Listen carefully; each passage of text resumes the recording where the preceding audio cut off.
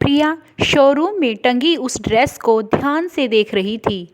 उसे इस तरह देखकर राज ने कहा, अगर तुम्हें पसंद है तो ले लो। लेकिन प्रिया ने मुंह बनाते हुए कहा, नहीं, इतनी भी खास नहीं है, मैं फिर कभी ले लूँगी।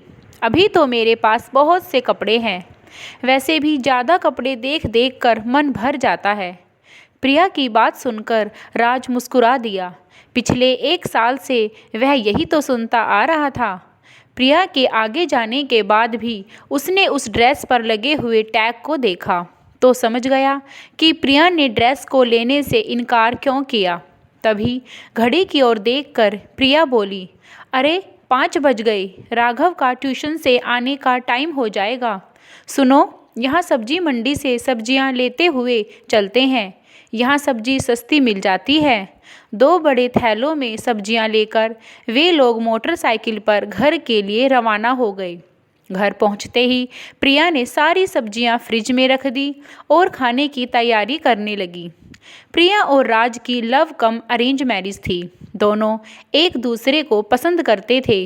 राज की प्राइवेट जॉब थी, जबकि प्रिया के पापा का अच्छा खासा व्यापार था। उसके मम्मी पापा को चिंता थी कि प्रिया किस तरह एडजस्ट कर पाएगी, लेकिन अपनी बेटी की खुशी की खातिर उन्होंने इस शादी को मंजूरी दे दी। प्रिया भी बहुत समझदार थी।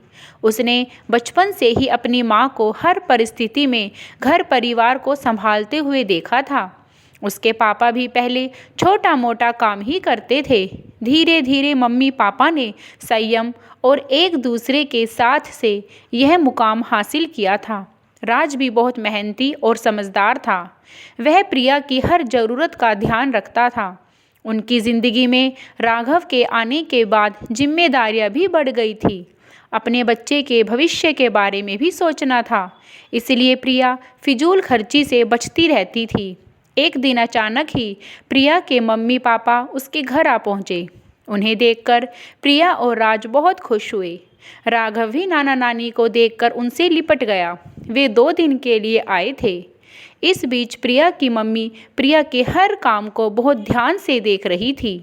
हर चीज़ में बचत और समझदारी की आदत को देखकर उन्हें बहुत आश्चर्य हो रहा था कि यह वही प्रिया थी जो बिना सोचे समझे अपने पापा के हज़ारों रुपए खर्च कर देती थी। प्रिया की मम्मी ने प्रिया से कहा, बेटा, राज का काम तो ठीक चल रहा है ना? हाँ मम्मी, पर आप ऐसा क्यों पूछ रही हैं? प्रिया ने उनकी शंका को समझते हुए कहा, बेटा, मैं कब से देख रही हूँ तुम हर काम हाथ खींच कर रही हो। अगर तुम चाहो तो तुम्हारे पापा से कुछ मदद ले सकते हो तुम लोग, प्रिया की मम्मी ने कहा। उनकी बात सुनकर प्रिया मुस्कुराई और बोली, मम्मी, हमें कोई तकलीफ़ नहीं है। राज हमारा बहुत ख्याल रखते हैं। बस शादी से पहले मैं अपनी जिद पूरी कर लेती थी, लेकिन अब मुझे जिद और ज़रूरत में फ़र्क करना आ गया है। आखिर सब परिस्थितियों में ढलना मैंने आपसे ही तो सीखा है। आपने भी तो हर हाल में पापा का साथ दिया है ना? वैसे ही मैं भी राज की ताकत बनना चाहती हूँ। दरवाजे के पीछे खड़े पापा माँ बेटी की बातें सुन रहे थे। उन्हें आज अपनी बेटी पर गर्व हो रहा था। प्रिया की मम्मी ने उसे गले से लगाते हुए कहा, सच बेटा, आज मुझे अपनी परवरिश पर नाज हो रहा है। हमेशा खुश रहो मेरी बच्ची। इतने में राज भी आइसक्रीम लेकर आ गया। राघव अपनी फेवरेट आइसक्रीम देखकर उछल पड़ा।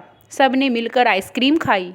मम्मी पापा ने जाते हुए राज से कहा कि बेटा, अगर कभी हमारी ज़रूरत पड़े तो याद करना, हम हमेशा तुम्हारे साथ हैं।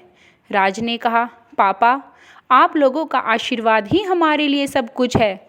यदि आपका आशीर्वाद हमारे साथ है तो हमें कभी किसी चीज़ की ज़रूरत नहीं पड़ेगी।